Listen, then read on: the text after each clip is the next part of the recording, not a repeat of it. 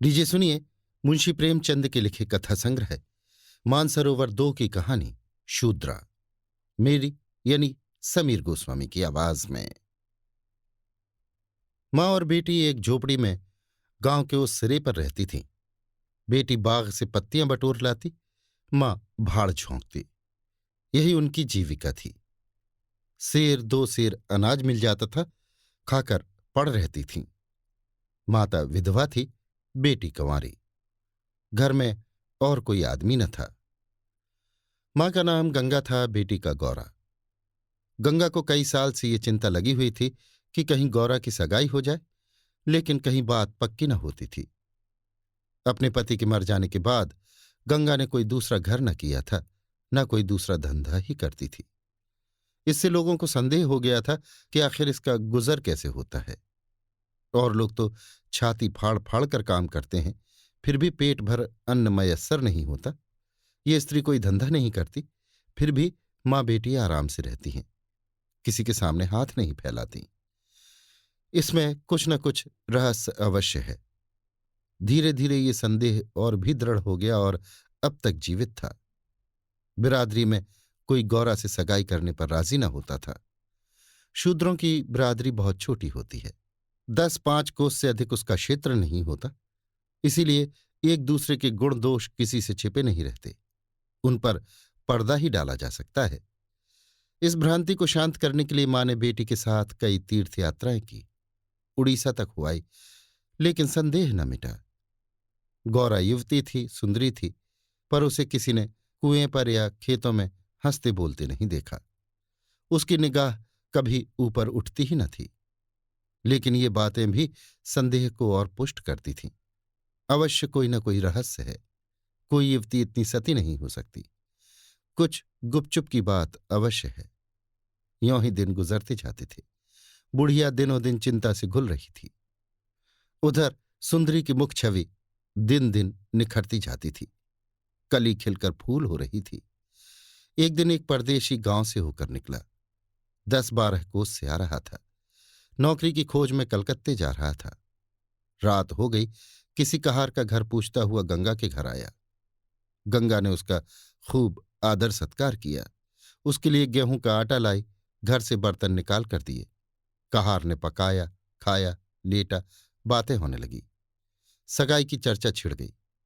कहार जवान था, गौरा पर निगाह पड़ी, उसका रंग ढंग देखा, उसकी सलज्ज छवि आंखों में खुब गई।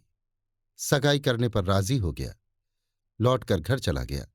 2-4 गहने अपनी बहन के यहां से लाया। गांव के बजाज ने कपड़े उधार दे दिए। 2-4 भाई बंदों के साथ सगाई करने आ पहुंचा। सगाई हो गई, यहीं रहने लगा। गंगा बेटी और दामाद को आंखों से दूर न कर सकती थी, परंतु 10 ही 5 दिनों में मंगरू के कानों में इधर उधर की बातें पड़ने लगीं। सिर्फ बिरादरी ही के नहीं, अन्य जाति वाले भी उसके कान भरने लगे।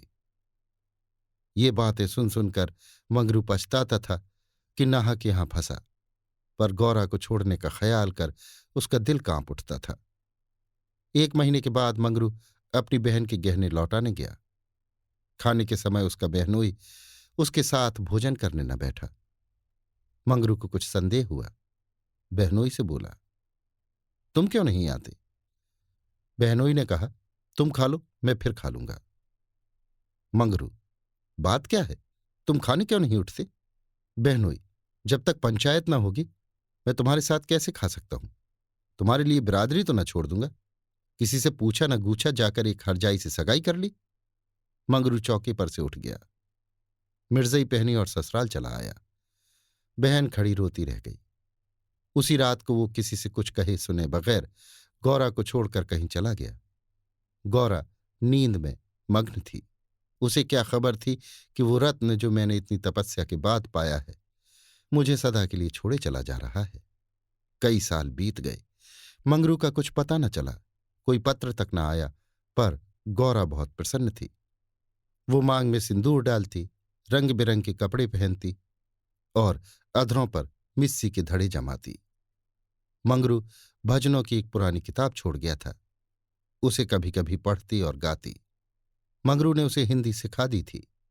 टटोल टटोल कर भजन पढ़ लेती थी।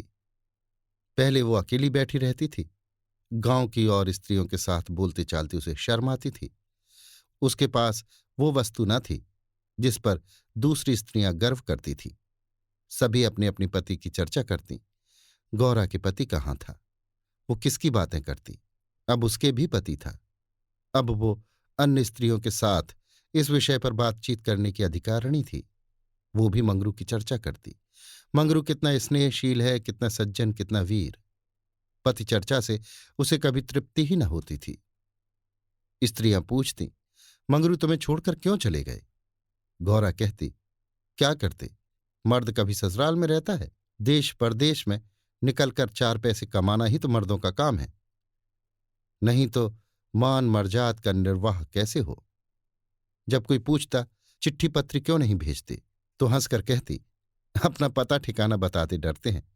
जानते हैं ना कि गौरा आकर सिर पर सवार हो जाएगी। सच कहती हूं, उनका पता ठिकाना मालूम हो जाए तो यहां मुझसे एक दिन भी न रहा जाए। वो बहुत अच्छा करते हैं कि मेरे पास चिट्ठी पत्री नहीं भेजते। बेचारे परदेश में कहाँ पर गृहस्थी संभालते फिरेंगे। एक दिन किसी सहेली ने कहा, हम न मानेंगे। तेरा जरूर मंगरू से झगड़ा हो गया, नहीं तो बिना कुछ कहे सुने क्यों चले जाते? गौरा ने हंसकर कहा, बहन, अपने देवता से भी कोई झगड़ा करता है? वो मेरे मालिक हैं, भला मैं उनसे झगड़ा करूंगी? जिस दिन झगड़े की नौबत आएगी कहीं डूब मरूंगी। मुझसे कह के जाने पाते, मैं उनके पैरों से लिपट न जाती। एक दिन कलकत्ते से एक आदमी आकर गंगा के घर ठहरा। पास ही के किसी गांव में अपना घर बताया। कलकत्ते में वो मंगरू के पड़ोस ही में रहता था। मंगरू ने उससे गौरा को अपने साथ लाने को कहा था। 2 साड़ियां और राह खर्च के लिए रुपए भी भेजे थे। गौरा फूली न समाई, बूढ़े ब्राह्मण के साथ चलने को तैयार हो गई। चलते वक्त वो गांव की सब औरतों से गले मिली। गंगा उसे स्टेशन तक पहुंचाने गई। सब कहते थे बेचारी लड़की के भाग जागे, नहीं तो यहां कुड़ कुड़ कर मर जाती। रास्ते भर गौरा सोचती जाती थी, ना जाने वो कैसे हो गए होंगे। अब तो मूछें अच्छी तरह निकल आई होंगी। परदेश में आदमी सुख से रहता है, देह भराई होगी, बाबू साहब हो गए होंगे। मैं पहले 2-3 दिन उनसे बोलूंगी ही नहीं, फिर पूछूंगी तुम मुझे छोड़कर क्यों चले गए। अगर किसी ने मेरे बारे में कुछ बुरा भला कहा ही था तो तुमने उसका विश्वास क्यों कर लिया? तुम अपनी आंखों से न देखकर दूसरों के कहने पर क्यों गए?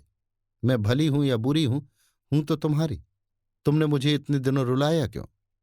तुम्हारे बारे में अगर इसी तरह कोई मुझसे कहता तो क्या मैं तुमको छोड़ देती? जब तुमने मेरी बाह पकड़ ली तो तुम मेरे हो गए। फिर तुम में लाख ऐब हो मेरी बला से, चाहे तुम तुर्क ही क्यों ना हो जाओ, मैं तुम्हें छोड़ नहीं सकती। तुम क्यों मुझे छोड़कर भागे? क्या समझते थे भागना सहज है? आखिर झक मारकर बुलाया कि नहीं? कैसे न बुलाते? मैंने तो तुम्हारे ऊपर दया की कि चली आई। नहीं कह देती कि मैं ऐसे निर्दयी के पास नहीं जाती तो तुम आप दौड़े आते। तब करने से तो देवता भी मिल जाते हैं, आकर सामने खड़े हो जाते हैं। तुम कैसे ना आते? वो बार बार उद्विग्न हो होकर बूढ़े ब्राह्मण से पूछती, अब कितनी दूर है? धरती के छोर पर रहते हैं क्या? और भी कितनी ही बातें वो पूछना चाहती थी, लेकिन संकोचवश न पूछ सकती थी।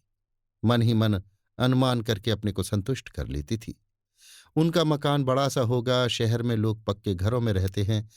जब उनका साहब इतना मानता है तो नौकर भी होगा। मैं नौकर को भगा दूंगी।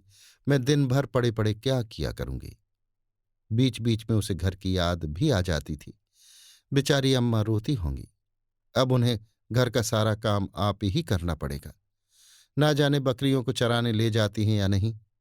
बेचारी दिन भर मैं करती होंगी। मैं अपनी बकरियों के लिए महीने महीने रुपए भेजूंगी।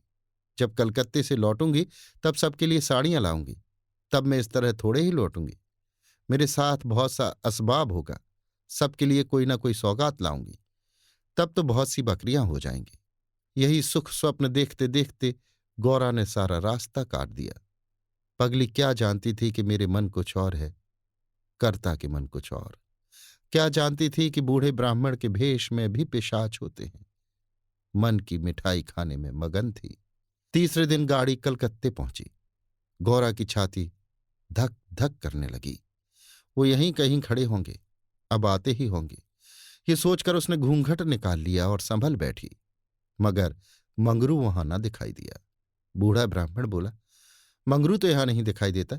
मैं चारों ओर छान आया, शायद किसी काम में लग गया होगा, आने की छुट्टी ना मिली होगी।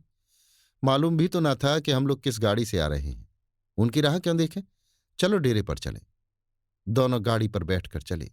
गौरा कभी तांगे पर सवार न हुई थी। उसे गर्व हो रहा था कि कितने ही बाबू लोग पैदल जा रहे हैं, मैं तांगे पर बैठी हूं। एक क्षण में गाड़ी मंगरू के डेरे पर पहुंच गई। एक विशाल भवन था, अहाता, साफ सुथरा, साइबान में फूलों के गमले रखे हुए थे। ऊपर चढ़ने लगी। विस्मय, आनंद और आशा से उसे अपनी सुधि ही न थी। सीढ़ियों पर चढ़ते चढ़ते पैर दुखने लगे। ये सारा महल उनका है, किराया बहुत देना पड़ता होगा। रुपए की तो वो कुछ समझते ही नहीं। उसका हृदय धड़क रहा था कि कहीं मंगरू ऊपर से उतरते आ ना रहे हों। सीढ़ी पर भेंट हो गई तो मैं क्या करूंगी? भगवान करे वो पड़े सोते हों, तब मैं जगाऊं और वो मुझे देखते ही हड़बड़ाकर उठ बैठे। आखिर सीढ़ियों का अंत हुआ। ऊपर एक कमरे में गौरा को ले जाकर ब्राह्मण देवता ने बैठा दिया। ये मंगरू का डेरा था, मगर मंगरू यहां भी नदारद। कोठरी में केवल एक खाट पड़ी हुई थी। एक किनारे 2-4 बर्तन रखे हुए थे। यही उनकी कोठरी है तो मकान किसी दूसरे का है। उन्होंने ये कोठरी किराए पर ली होगी। देखती हूं चूल्हा ठंडा पड़ा हुआ है। मालूम होता है रात को बाजार में पूरियां खाकर सो रहे होंगे। यही उनके सोने की खाट है। एक किनारे घड़ा रखा हुआ था। गौरा का मारे प्यास के तालू सूख रहा था। घड़े से पानी उड़ेल कर पिया। एक किनारे पर एक झाड़ू रखा हुआ था। गौरा रास्ते की थकी थी, पर प्रेमोल्लास में थकन कहाँ। उसने कोठरी में झाड़ू लगाई, बर्तनों को धो धोकर एक जगह रखा।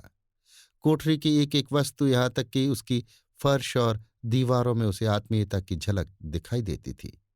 उस घर में भी, जहां उसने अपने जीवन के 25 वर्ष काटे थे, उसे अधिकार का ऐसा गौरवयुक्त आनंद न प्राप्त हुआ था। मगर उस कोठरी में बैठे बैठे उसे संध्या हो गई और मंगरू का कहीं पता नहीं। अब छुट्टी मिली होगी। सांझ को सब जगह छुट्टी होती है। अब वो आ रहे होंगे। मगर बूढ़े बाबा ने उनसे कह तो दिया ही होगा। क्या वो अपने साहब से थोड़ी देर की छुट्टी न ले सकते थे? कोई बात होगी तभी तो नहीं आए। अंधेरा हो गया। कोठरी में दीपक न था। गौरा द्वार पर खड़ी पति की बाट देख रही थी। जीने पर बहुत से आदमियों के चढ़ने उतरने की आहट मिलती थी। बार बार गौरा को मालूम होता था कि वो आ रहे हैं, पर इधर कोई ना आता था। 9 बजे बूढ़े बाबा आए। गौरा ने समझा मंगरू है। झपटकर कोठरी के बाहर निकल आई। देखा तो ब्राह्मण। बोली, वो कहाँ रह गए? बूढ़ा, उनकी तो यहां से बदली हो गई। दफ्तर में गया तो मालूम हुआ कि वो कल अपने साहब के साथ यहां से कोई 8 दिन की राह पर चले गए। उन्होंने साहब से बहुत हाथ पैर जोड़े कि मुझे 10 दिन की मोहलत दे दीजिए, लेकिन साहब ने एक न मानी। मंगरू यहां लोगों से कह गए हैं कि घर के लोग आए तो मेरे पास भेज देना। अपना पता दे गए हैं। कल मैं तुम्हें यहां से जहाज पर बैठा दूंगा। उस जहाज पर हमारे देश के और भी बहुत से आदमी होंगे, इसलिए मार्ग में कोई कष्ट न होगा। गौरा ने पूछा, कै दिन में जहाज पहुंचेगा? बूढ़ा, 8-10 दिन से कम न लगेंगे, मगर घबराने की कोई बात नहीं। तुम्हें किसी बात की तकलीफ न होगी। अब तक गौरा को अपने गांव लौटने की आशा थी। कभी न कभी वो अपने पति को वहां अवश्य खींच ले जाएगी। लेकिन जहाज पर बैठकर उसे ऐसा मालूम हुआ कि अब फिर माता को न देखूंगी, फिर गांव के दर्शन न होंगे। देश से सदा के लिए नाता टूट रहा है। वो देर तक घाट पर खड़ी रोती रही। जहाज और समुद्र देखकर उसे भय हो रहा था। हृदय दहला जाता था। शाम को जहाज खुला। उस समय गौरा का हृदय एक अलक्ष्य भय से चंचल हो उठा। थोड़ी देर के लिए नैराश्य ने उस पर अपना आतंक जमा लिया। न जाने किस देश में जा रही हूं, उनसे वहां भेंट होगी या नहीं, उन्हें कहाँ खोजती फिरूंगी, कोई पता ठिकाना भी तो नहीं मालूम। बार बार पछताती थी कि एक दिन पहले क्यों न चली आई। कलकत्ते में भेंट हो जाती तो मैं उन्हें वहां कभी न जाने देती। जहाज पर और भी कितने ही मुसाफिर थे। कुछ स्त्रियां भी थीं। उनमें बराबर गाली गलौच होती रहती थी, इसलिए गौरा को उनसे बातें करने की इच्छा न होती थी। केवल एक स्त्री उदास दिखाई देती थी। रंग ढंग से वो किसी भले घर की स्त्री मालूम होती थी। गौरा ने उससे पूछा, तुम कहाँ जाती हो बहन? उस स्त्री की बड़ी बड़ी आंखें सजल हो गईं। बोली, कहाँ बताऊं बहन, कहाँ जा रही हूं? जहां भाग्य लिए जाता है वहीं जा रही हूं। तुम कहाँ जाती हो? गौरा, मैं तो अपने मालिक के पास जा रही हूं। जहां ये जहाज रुकेगा वहीं वो नौकर हैं। मैं कल आ जाती तो उनसे कलकत्ते में भेंट हो जाती। आने में देर हो गई। क्या जानती थी कि वो इतनी दूर चले जाएंगे? नहीं, क्यों देर करती? स्त्री, अरे बहन, कहीं तो मैं भी तो कोई बहका कर नहीं लाया है। तुम घर से किसके साथ आई हो? गौरा, मेरे मालिक ने तो कलकत्ता से आदमी भेजकर मुझे बुलाया था। स्त्री, वो आदमी तुम्हारा जान पहचान का था? गौरा, नहीं, उसी तरफ का एक बूढ़ा ब्राह्मण था। स्त्री, वही लंबा सा दुबला पतला लकलक बूढ़ा जिसकी एक आंख में फूली पड़ी हुई है? गौरा, हाँ हाँ वही। क्या तुम उसे जानती हो? स्त्री, उसी दुष्ट ने तो मेरा भी सर्वनाश किया। ईश्वर करे उसकी सातों पुश्तें नरक भोगें, उसका निर्वंश हो जाए, कोई पानी देने वाला भी न रहे, कोढ़ी होकर मरे। मैं अपना वृतांत सुनाऊं तो तुम समझोगी कि झूठ है, किसी को विश्वास न आएगा। क्या कहूं, बस यही समझ लो कि इसके कारण मैं न घर की रह गई न घाट की, किसी को मुंह नहीं दिखा सकती। मगर जान तो बड़ी प्यारी होती है। मिर्च के देश जा रही हूं कि वहीं मेहनत मजदूरी करके जीवन के दिन काट दूं। गौरा के प्राण नहों में समा गए। मालूम हुआ जहाज अथाह जल में डूबा जा रहा है। समझ गई कि बूढ़े ब्राह्मण ने दगा की। अपने गांव में सुना करती थी कि गरीब लोग मिर्च में भर्ती होने के लिए जाया करते हैं, मगर जो वहां जाता है फिर नहीं लौटता। हे भगवान, तुमने मुझे किस पाप का ये दंड दिया? बोली, ये सब क्यों लोगों को इस तरह छलकर मिर्च भेजते हैं? स्त्री, रुपए के लोभ से और किस लिए? सुनती हूं आदमी पीछे इन सभी को कुछ रुपए मिलते हैं। गौरा, तो बहन वहां हमें क्या करना पड़ेगा? स्त्री, मजूरी। गौरा सोचने लगी, अब क्या करूं? वो आशा नौका जिस पर बैठी हुई वो चली जा रही थी टूट गई थी, और अब समुद्र की लहरों के सिवा उसकी रक्षा करने वाला कोई न था। जिस आधार पर उसने अपना जीवन भवन बनाया था वो जलमग्न हो गया। अब उसके लिए जल के सिवा और कहाँ आश्रय है? उसको अपनी माता की, अपने घर की, अपने गांव की सहेलियों की याद आई, और ऐसी घोर मर्म वेदना होने लगी मानो कोई सर्प अंतस्थल में बैठा हुआ बार बार डस रहा हो। भगवान, अगर मुझे यही यातना देनी थी तो तुमने मुझे जन्म ही क्यों दिया था? तुम्हें दुखिया पर दया नहीं आती? जो पिसे हुए हैं उन्हीं को पीसते हो। करुण स्वर से बोली, तो अब क्या करना होगा बहन? स्त्री, ये तो वहां पहुंचकर मालूम होगा। अगर मजूरी ही करनी पड़े तो कोई बात नहीं, लेकिन अगर किसी ने कुदृष्टि से देखा तो मैंने निश्चय कर लिया है कि या तो उसी के प्राण ले लूंगी या अपने ही प्राण दे दूंगी। ये कहते कहते उसे अपना वृतांत सुनाने की वो उत्कट इच्छा हुई जो दुखियों को हुआ करती है। बोली, मैं बड़े घर की बेटी और उससे भी बड़े घर की बहू हूं, पर अभागिनी। विवाह के तीसरे ही साल पतिदेव का देहांत हो गया। चित्त की कुछ ऐसी दशा हो गई कि नित्य मालूम होता वो मुझे बुला रहे हैं। पहले तो आंख झपकते ही उनकी मूर्ति सामने आ जाती थी, लेकिन फिर तो ये दशा हो गई कि जागृत दशा में भी रह रहकर उनके दर्शन होने लगे। बस यही जान पड़ता था कि वो साक्षात खड़े बुला रहे हैं। किसी से शर्म के मारे कहती न थी, पर मन में ये शंका होती थी कि जब उनका देहावसान हो गया है तो वो मुझे दिखाई कैसे देते हैं। मैं इसे भ्रांति समझकर चित्त को शांत न कर सकती थी। मन कहता था, जो वस्तु प्रत्यक्ष दिखाई देती है वो मिल क्यों नहीं सकती? केवल वो ज्ञान चाहिए। साधु महात्माओं के सिवा ज्ञान और कौन दे सकता है? मेरा तो अब भी विश्वास है कि अभी ऐसी क्रियाएं हैं जिनसे हम मरे हुए प्राणियों से बातचीत कर सकते हैं, उनको स्थूल रूप में देख सकते हैं। महात्माओं की खोज में रहने लगी। मेरे यहां अक्सर साधु संत आते थे। उनसे एकांत में इस विषय में बातें किया करती थी, पर वे लोग सतुपदेश देकर मुझे टाल देते थे। मुझे सतुपदेशों की जरूरत न थी। मैं वैधव्य धर्म खूब जानती थी। मैं तो वो ज्ञान चाहती थी जो जीवन और मरण के बीच का पर्दा उठा दे। 3 साल तक मैं इसी खेल में लगी रही। 2 महीने होते ही वही बूढ़ा ब्राह्मण सन्यासी बना हुआ मेरे यहां जा पहुंचा। मैंने इससे भी वही भिक्षा मांगी। इस धूर्त ने कुछ ऐसा माया जाल फैलाया कि मैं आंखें रहते हुए भी फंस गई। अब सोचती हूं तो अपने ऊपर आश्चर्य होता है कि मुझे उसकी बातों पर इतना विश्वास क्यों हुआ। मैं पति दर्शन के लिए सब कुछ झेलने को, सब कुछ करने को तैयार थी। इसने मुझे रात को अपने पास बुलाया। मैं घर वालों से पड़ोसिन के घर जाने का बहाना करके इसके पास गई। एक पीपल से इसकी धुएं जल रही थी। उस विमल चांदनी में ये धूर्त जटाधारी ज्ञान और योग का देवता सा मालूम होता था। मैं आकर धुएं के पास खड़ी हो गई। उस समय यदि बाबा जी मुझे आग में कूद पड़ने की आज्ञा देते तो मैं तुरंत कूद पड़ती।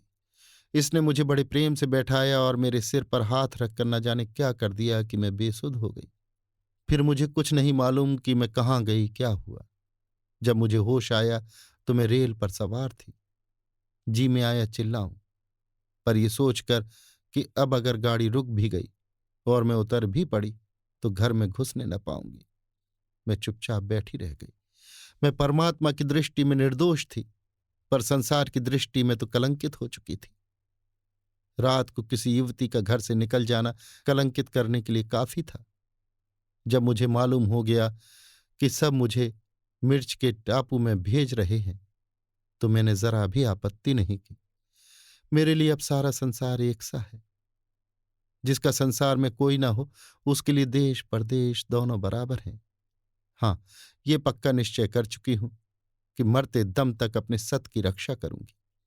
विधि के हाथ में मृत्यु से बढ़कर कोई यातना नहीं। विधवा के लिए मृत्यु का क्या भय, उसका तो जीना और मरना दोनों बराबर है। बल्कि मर जाने से जीवन की विपत्तियों का तो अंत हो जाएगा। गौरा ने सोचा, इस स्त्री में कितना धैर्य और साहस है, फिर मैं क्यों इतनी कातर और निराश हो रही हूं।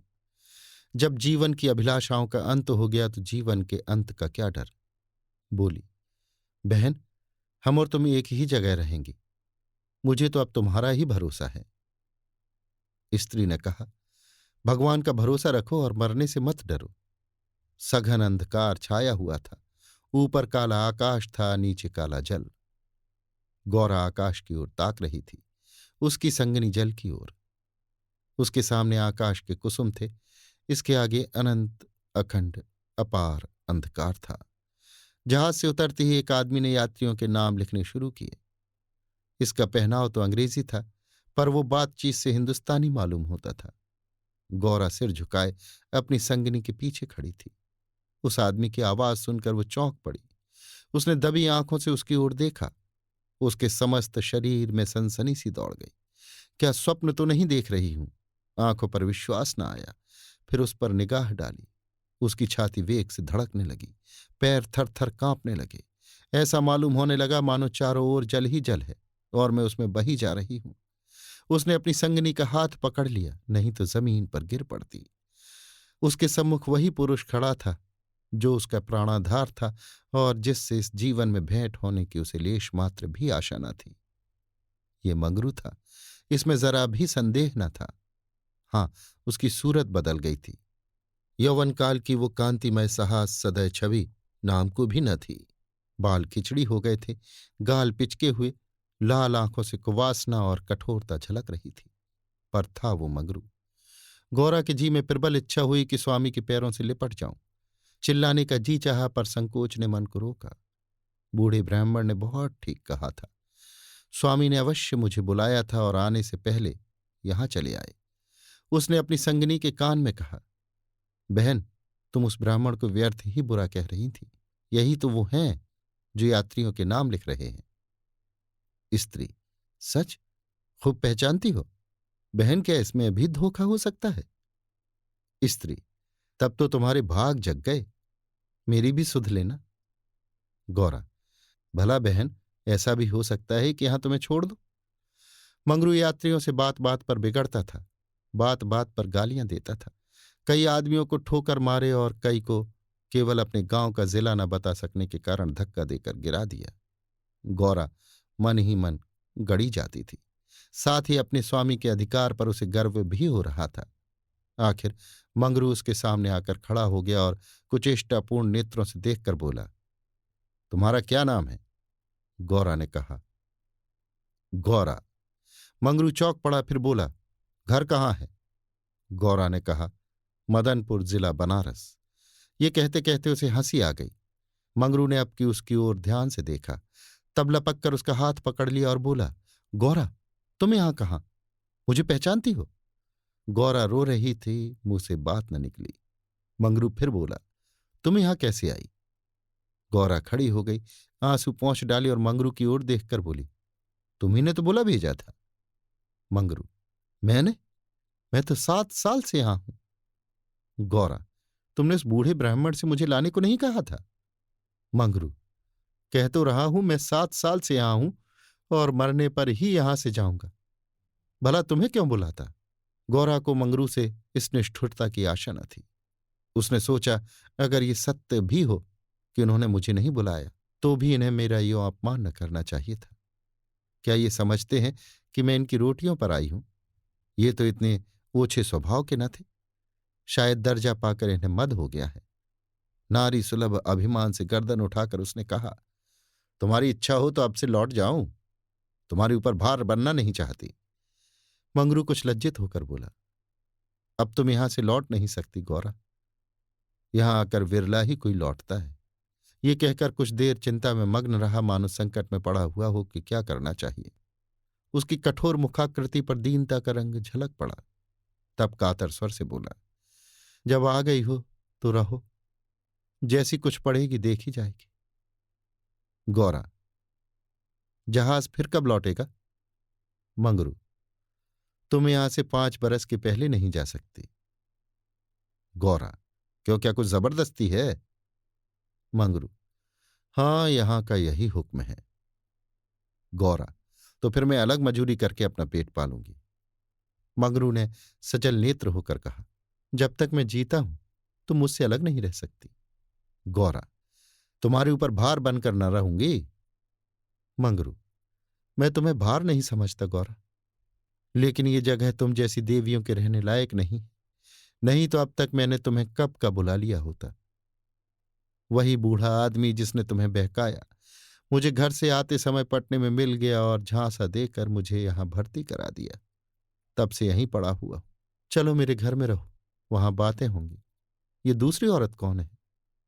गौरा, ये मेरी सखी है। इन्हें भी वही बूढ़ा बहका लाया है। मंगरू, ये तो किसी कोठी में जाएंगे। इन सब आदमियों की बांट होगी। जिसके हिस्से में जितने आदमी आएंगे उतने हर कोठी में भेजे जाएंगे। गौरा, ये तो मेरे साथ रहना चाहती हैं। मंगरू, अच्छी बात है, उन्हें भी लेती चलो। यात्रियों के तो नाम लिखे ही जा चुके थे। मंगरू ने उन्हें एक चपरासी को सौंपकर दोनों औरतों के साथ घर की राह ली। दोनों ओर सघन वृक्षों की कतारें थीं। जहां तक निगाह जाती थी ऊख ही ऊख दिखाई देती थी। समुद्र की ओर से शीतल निर्मल वायु की झोंके आ रहे थे। अत्यंत सुरम्य दृश्य था। पर मंगरू की निगाह उस ओर न थी। वो भूमि की ओर ताकता सिर झुकाए संदिग्ध चाल से चला जा रहा था, मानो मन ही मन कोई समस्या हल कर रहा है। थोड़ी ही दूर गए थे कि सामने से 2 आदमी आते हुए दिखाई दिए। समीप आकर दोनों रुक गए और एक ने हंसकर कहा, मंगरू, इनमें से एक हमारी है। दूसरा बोला, और दूसरी मेरी। मंगरू का चेहरा तमतमा उठा। भीषण क्रोध से कांपता हुआ बोला, ये दोनों मेरे घर की औरतें हैं, समझ गए? इन दोनों ने जोर से कहा मारा और एक ने गौरा के समीप आकर उसका हाथ पकड़ने की चेष्टा करके कहा, ये मेरी है, चाहे तुम्हारे घर की हो चाहे बाहर की। चचा, हमें चकमा देते हो? मंगरू, कासिम, इन्हें मत छेड़ो, नहीं तो अच्छा ना होगा। मैंने कह दिया मेरे घर की औरतें हैं। मंगरू की आंखों से अग्निज्वाला सी निकल रही थी। वो दोनों उसके मुख का भाव देखकर कुछ सहम गए और समझ लेने की धमकी देकर आगे बढ़े। किंतु मंगरू के अधिकार क्षेत्र से बाहर पहुंचते ही एक ने पीछे से ललकार कर कहा, देखें कहाँ लेके जाते हो। मंगरू ने उधर ध्यान न दिया, जरा कदम बढ़ाकर चलने लगा। जैसे संध्या के एकांत में हम कब्रिस्तान के पास से गुजरते हैं, हमें पग पग पर यही शंका होती है कि कोई शब्द कान में न पड़ जाए, कोई सामने आकर खड़ा न हो जाए, कोई जमीन के नीचे से कफन ओढ़े उठ न खड़ा हो। गौरा ने कहा, ये दोनों बड़े सोहदे थे। मंगरू, और मैं किस लिए कह रहा था कि ये जगह तुम जैसी स्त्रियों के रहने लायक नहीं। सहसा दाहिनी तरफ से एक अंग्रेज घोड़ा दौड़ाता हुआ आ पहुंचा और मंगरू से बोला, वेल जमादार, ये दोनों औरतें हमारी कोठी में रहेगा। हमारी कोठी में कोई औरत नहीं है। मंगरू ने दोनों औरतों को अपने पीछे कर लिया और सामने खड़ा होकर बोला, साहब, ये दोनों हमारे घर की औरतें हैं। साहब, ओहो, तुम झूठा आदमी। हमारी कोठी में कोई औरत नहीं है और तुम दो ले जाएगा? ऐसा नहीं हो सकता। गौरा की ओर इशारा करके, इसको हमारी कोठी पर पहुंचा दो। मंगरू ने सिर से पैर तक कांपते हुए कहा, ऐसा नहीं हो सकता। मगर साहब आगे बढ़ गया। उसके कान में बात न पहुंची। उसने हुक्म दे दिया था और उसकी तामील करना जमादार का काम था। शेष मार्ग निर्विघ्न समाप्त हुआ। आगे मजूरों के रहने के मिट्टी के घर थे। द्वारों पर स्त्री पुरुष जहां तहां बैठे हुए थे। सभी इन दोनों स्त्रियों की ओर घूरते थे और आपस में इशारे करके हंसते थे। गौरा ने देखा, उनमें छोटे बड़े का लिहाज नहीं है, न किसी की आंख में शर्म है। एक भदेसल औरत ने हाथ पर चिलम पीते हुए अपनी पड़ोसिन से कहा, 4 दिन की चांदनी फिर अंधेरा पाक। दूसरी अपनी चोटी गूंथती हुई बोली, कलोर है ना। मंगरू दिन भर द्वार पर बैठा रहा, मानो कोई किसान अपने मटर के खेत की रखवाली कर रहा हो। कोठरी में दोनों स्त्रियां बैठी अपने नसीबों को रो रही थीं। इतनी ही देर में दोनों को यहां की दशा का परिचय हो गया था। दोनों भूखी प्यासी बैठी थी। यहां का रंग देखकर भूख प्यास सब भाग गई थी। रात के 10 बजे होंगे कि एक सिपाही ने आकर मंगरू से कहा, चलो, तुम्हें जंट साहब बुला रहे हैं। मंगरू ने बैठे बैठे कहा, देखो नब्बी, तुम भी हमारे देश के आदमी हो। कोई मौका पड़े तो हमारी मदद करोगे ना? जाकर साहब से कह दो मंगरू कहीं गया है, बहुत होगा जुर्माना कर देंगे। नब्बी, ना भैया, गुस्से में भरा बैठा है, पिए हुए है, कहीं मार चले तो बस। यहां चमड़ा इतना मजबूत नहीं है। मंगरू, अच्छा तो जाकर कह दो नहीं आता। नब्बी, मुझे क्या, जाकर कह दूंगा, पर तुम्हारी खैरियत नहीं है। मंगरू ने जरा देर सोचकर लकड़ी उठाई और नब्बी के साथ साहब के बंगले पर चला। ये वही साहब थे जिनसे आज मंगरू की भेंट हुई थी। मंगरू जानता था कि साहब से बिगाड़ करके यहां एक क्षण भी निर्वाह नहीं हो सकता। जाकर साहब के सामने खड़ा हो गया। साहब ने दूर ही से डांटा, वो औरत कहाँ है? तुम उसे अपने घर में क्यों रखा है? मंगरू, हुजूर, वो मेरी ब्याहता औरत है। साहब, अच्छा, वो दूसरा कौन है? मंगरू, वो मेरी सगी बहन है हुजूर। साहब, हम कुछ नहीं जानता, तुमको लाना पड़ेगा, 2 में से कोई। मंगरू पैरों पर गिर पड़ा और रो रो कर अपनी सारी राम कहानी सुना गया, पर साहब जरा भी न पसीजे। अंत में वो बोला, हुजूर, वो दूसरी औरतों की तरह नहीं है। अगर यहां आ भी गई तो प्राण दे देंगी। साहब ने हंसकर कहा, ओह, जान देना इतना आसान नहीं है। नब्बी, मंगरू, अपनी दांव रोते क्यों हो? तुम हमारे घर में नहीं घुसे थे? अब भी जब घात पाते हो जा पहुंचते हो, अब रोते क्यों हो? एजेंट, ओ, ये बदमाश है, अभी जाकर लाओ, नहीं तो हम तुमको हंटरों से पीटेगा। मंगरू, हुजूर जितना चाहे पीट ले, मगर मुझसे वो काम करने को ना कहें जो मैं जीते जी नहीं कर सकता। एजेंट, हम 100 हंटर मारेगा। मंगरू, हुजूर 1000 हंटर मार ले, लेकिन मेरे घर की औरत से न बोले। एजेंट नशे में चूर था। हंटर लेकर मंगरू पर पिल पड़ा और लगा सड़ा सड़ जमाने। 10-12 कोड़े तो मंगरू ने धैर्य के साथ सहे, फिर हाय हाय करने लगा। देह की खाल फट गई थी और मांस पर जब चाबुक पड़ता था तो बहुत जब्त करने पर भी कंठ से आर्द्र ध्वनि निकल पड़ती थी, और अभी 100 में कुल 15 चाबुक पड़े थे। रात के 10 बज गए थे। चारों ओर सन्नाटा छाया था और उस नीरव अंधकार में मंगरू का करुण विलाप किसी पक्षी की भांति आकाश में मंडला रहा था। वृक्षों के समूह भी हत बुद्धि से खड़े मौन रुदन की मूर्ति बने हुए थे। ये पाषाण हृदय लंपट विवेक शून्य जमादार इस समय एक अपरिचित स्त्री के सतीत्व की रक्षा करने के लिए अपने प्राण तक देने पर तैयार था, केवल इस नाते कि वो उसकी पत्नी की संगनी थी। वो समस्त संसार की नजरों में गिरना गवारा कर सकता था, पर अपनी पत्नी की भक्ति पर अखंड राज्य करना चाहता था। इसमें अणुमात्र की कमी भी उसके लिए असह्य थी। उस अलौकिक भक्ति के सामने उसके जीवन का क्या मूल्य था। ब्राह्मणी तो जमीन पर ही सो गई थी, पर गौरा बैठी पति की बाट जोह रही थी। अभी तक वो उससे कोई बात न कह सकी थी। 7 वर्षों की विपत्ति कथा कहने और सुनने के लिए बहुत समय की जरूरत थी, और रात के सिवा वो समय कब मिल सकता था। उसे ब्राह्मणी पर कुछ क्रोध सा आ रहा था कि ये क्यों मेरे गले का हार हुई, इसी के कारण तो वो घर में नहीं आ रहे हैं। एकाएक वो किसी का रोना सुनकर चौंक पड़ी। भगवान, इतनी रात गए कौन दुख का मारा रो रहा है? अवश्य कोई कहीं मर गया है। वो उठकर द्वार पर आई और ये अनुमान करके कि मंगरू यहां बैठा हुआ है, बोली, वो कौन रो रहा है, जरा देखो तो। लेकिन जब कोई जवाब न मिला तो वो स्वयं कान लगाकर सुनने लगी। सहसा उसका कलेजा धक से हो गया। ये तो उन्हीं की आवाज है। अब आवाज साफ सुनाई दे रही थी, मंगरू की आवाज थी। वो द्वार के बाहर निकल आई। उसके सामने एक गोली के टप्पे पर एजेंट का बंगला था। उसी तरफ से आवाज आ रही थी। कोई उन्हें मार रहा था। आदमी मार पड़ने पर ही इस तरह रोता है। मालूम होता है वही साहब उन्हें मार रहा है। वो वहां खड़ी न रह सकी, पूरी शक्ति से उस बंगले की ओर दौड़ी। रास्ता साफ था। एक क्षण में वो फाटक पर पहुंच गई। फाटक बंद था। उसने जोर से फाटक पर धक्का दिया, लेकिन वो फाटक न खुला, और कई बार जोर जोर से पुकारने पर भी कोई बाहर न निकला तो वो फाटक के जंगलों पर पैर रख के भीतर कूद पड़ी, और उस पार जाते ही उसने एक रोमांचकारी दृश्य देखा। मंगरू नंगे बदन बरामदे में खड़ा था और एक अंग्रेज उसे हंटरों से मार रहा था। गौरा की आंखों के सामने अंधेरा छा गया। वो एक छलांग में साहब के सामने जाकर खड़ी हो गई और मंगरू को अपने अक्षय प्रेम सबल हाथों से ढककर बोली, सरकार दया करो, इनके बदले मुझे जितना चाहूं मार लो, पर इनको छोड़ दो। एजेंट ने हाथ रोक लिया और उन्मत्त की भांति गौरा की ओर कई कदम आकर बोला, हम इसको छोड़ दें तो तुम यहां मेरे पास रहेगा? मंगरू के नथने फड़कने लगे। ये पामर नीच अंग्रेज मेरी पत्नी से इस तरह की बातें कह रहा है।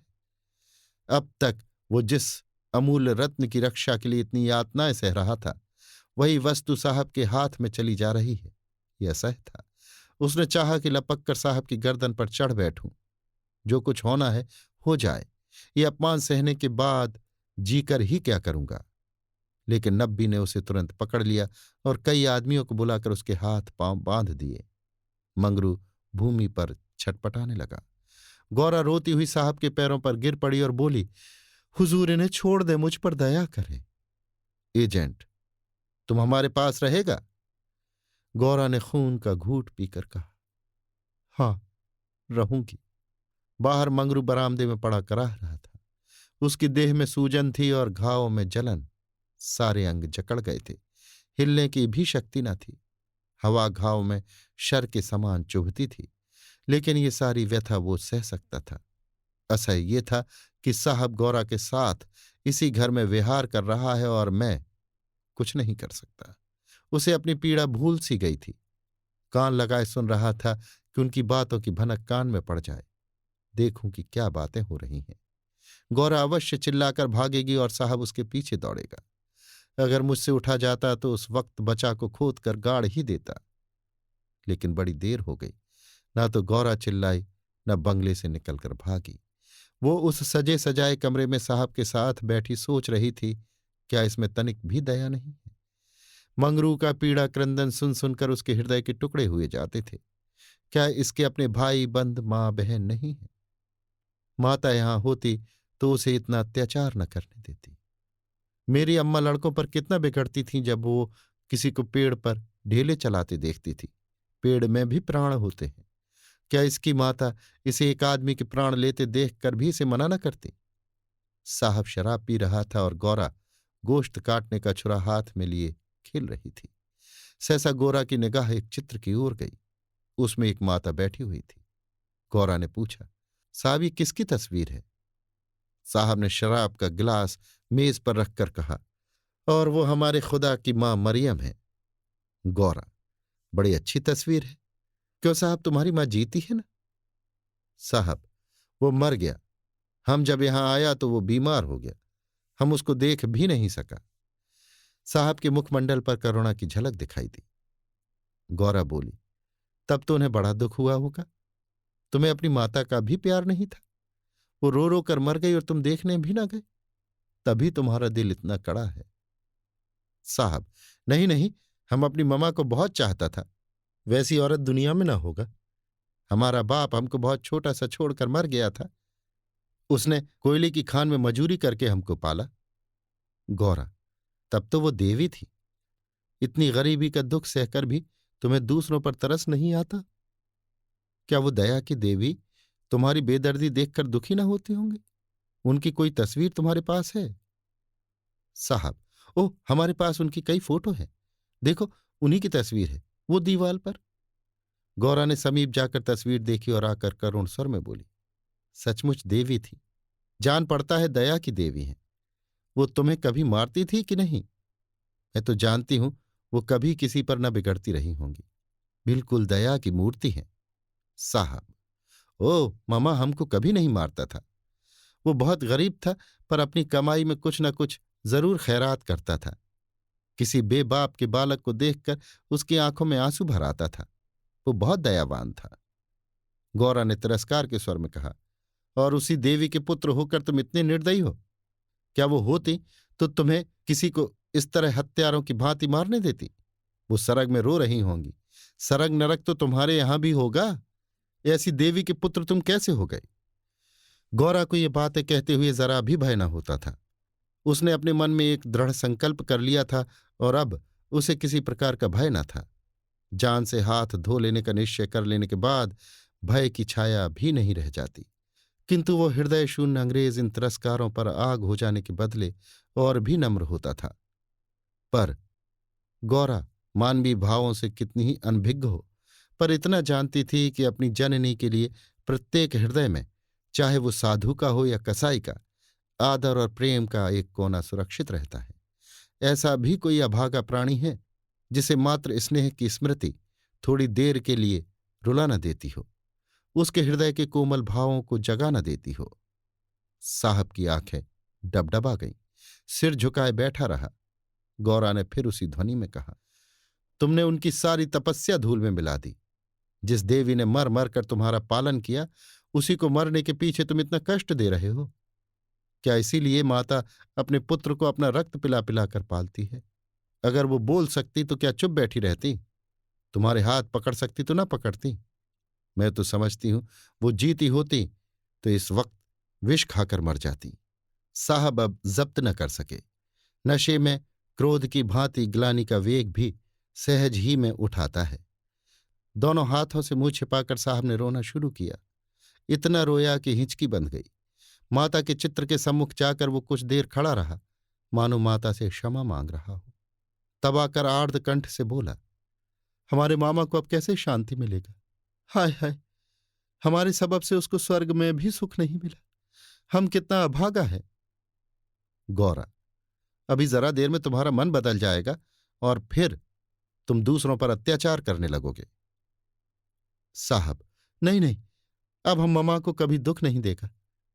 हम अभी मंगरू को अस्पताल भेजता है। रात को ही मंगरू अस्पताल पहुंचा दिया गया। एजेंट खुद उसको पहुंचाने आया। गौरा भी उसके साथ थी। मंगरू को ज्वर आया था, बेहोश पड़ा हुआ था। मंगरू ने 3 दिन आंखें न खोली और गौरा तीनों दिन उसके पास बैठी रही। एक क्षण के लिए भी वहां से न हटी। एजेंट भी कई बार हालचाल पूछने आ जाता और हर मर्तबा गौरा से क्षमा मांगता। चौथे दिन मंगरू ने आंखें खोली तो देखा गौरा सामने बैठी हुई है। गौरा उसे आंखें खोलते देखकर पास आ खड़ी हुई और बोली, अब कैसा जी है? मंगरू ने कहा, तुम यहां कब आई? गौरा, मैं तो तुम्हारे साथ ही यहां आई थी, तब से यहीं हूं। मंगरू, साहब के बंगले में क्या जगह नहीं है? गौरा, अगर बंगले की चाह होती तो 7 समुद्र पार तुम्हारे पास क्यों आती? मंगरू, आकर कौन सा सुख दे दिया है? तुम्हें यही करना था तो मुझे मर क्यों न जाने दिया? गौरा ने झुंझला कर कहा, तुम इस तरह की बातें मुझसे न करो। ऐसी बातों से मेरी देह में आग लग जाती है। मंगरू ने मुंह फेर लिया, मानो उसे गौरा की बात पर विश्वास नहीं आया। दिन भर गौरा मंगरू के पास बेदाना पानी खड़ी रही। गौरा ने कई बार उसे बुलाया, लेकिन वो चुप्पी साधे रह गया। ये संदेह युक्त निरादर कोमल हृदय गौरा के लिए असह्य था। जिस पुरुष को वो देवतुल्य समझती थी, उसके प्रेम से वंचित होकर वो कैसे जीवित रह सकती थी। यही प्रेम उसके जीवन का आधार था। उसे खोकर अब वो अपना सर्वस्व खो चुकी थी। आधी रात से अधिक बीत चुकी थी। मंगरू बेखबर सोया हुआ था। शायद वो कोई स्वप्न देख रहा था। गौरा ने उसके चरणों पर सिर रखा और अस्पताल से निकली। मंगरू ने उसका परित्याग कर दिया था। वो भी उसका परित्याग करने जा रही थी। अस्पताल की पूर्व दिशा में एक फरलांग पर एक छोटी सी नदी बहती थी। गौरा उसके कगार पर खड़ी हो गई। अभी कई दिन पहले वो अपने गांव में आराम से पड़ी हुई थी। उसे क्या मालूम था कि जो वस्तु इतनी मुश्किल से मिल सकती है वो इतनी आसानी से खोई भी जा सकती है। उसे अपनी माँ की, अपने घर की, अपनी सहेलियों की, अपनी बकरी के बच्चों की याद आई। वो सब कुछ छोड़कर इसीलिए यहां आई थी। पति के ये शब्द, क्या साहब के बंगले में जगह नहीं है, उसके मर्म स्थान में बाणों के समान चुभे हुए थे। ये सब मेरे ही कारण तो हुआ। मैं न रहूंगी तो वो फिर आराम से रहेंगे। सहसा उसे ब्राह्मणी की याद आ गई। उस दुखिया के दिन यहां कैसे कटेंगे। चलकर साहब से कह दूं कि उसे या तो उसके घर भेज दें या किसी पाठशाला में काम दिला दे। वो लौटना ही चाहती थी कि किसी ने पुकारा, गौरा। वो मंगरू का करुण कंपित स्वर था। वो चुपचाप खड़ी हो गई। मंगरू ने फिर पुकारा, गौरा, गौरा, तुम कहां? मैं ईश्वर से कहता हूं कि। गौरा ने और कुछ न सुना। वो धम से नदी में कूद पड़ी। बिना अपने जीवन का अंत किए वो स्वामी की विपत्ति का अंत न कर सकती थी। धमाके की आवाज सुनते ही मंगरू भी नदी में कूदा। वो अच्छा तैराक था, मगर कई बार गोते मारने पर भी गौरा का कहीं पता न चला। प्रातःकाल दोनों लाशें साथ साथ नदी में तैर रही थीं। जीवन यात्रा में उन्हें वो चिरसंग कभी न मिला था। स्वर्ग यात्रा में दोनों साथ साथ जा रहे थे। अभी आप सुन रहे थे मुंशी प्रेमचंद के लिखे कथा संग्रह मानसरोवर 2 की कहानी शूद्रा, मेरी यानी समीर गोस्वामी की आवाज में।